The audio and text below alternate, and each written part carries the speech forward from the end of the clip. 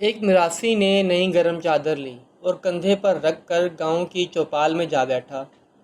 نمبردار نے چادر دیکھی تو اپنے بیٹے کی بارات میں استعمال کے لیے مانگ لی۔ بارات گاؤں سے نکلی تو چادر دلہے کے کندھے پر تھی۔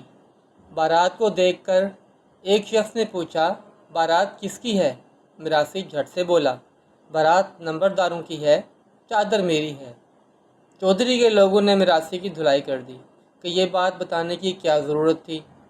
بارات تھوڑی سی اور آگے گئی تو سامنے آتے ایک اور شخص نے پوچھا، بارات کس کی ہے؟ میراثی جلدی سے بولا، بارات نمبرداروں کی ہے اور چادر بھی ان کی اپنی ہے۔ ایک دفعہ پھر میراثی کو مار پڑ گئی کہ تو نے تو اس طرح بول کر لوگوں کو چادر کے بارے جان بوجھ کر شک میں ڈال دیا۔ اب جو تیسری مرتبہ راستے میں پھر کسی نے پوچھا کہ اتنی شاندار بارات کس کی ہے، تو میراثی نے پوری صلاحیتوں کو بروئے کار لاتے ہوئے جواب دیا کہ بارات تو نمبرداروں کی ہے، لیکن چادر کا مجھے بالکل بھی نہیں پتہ۔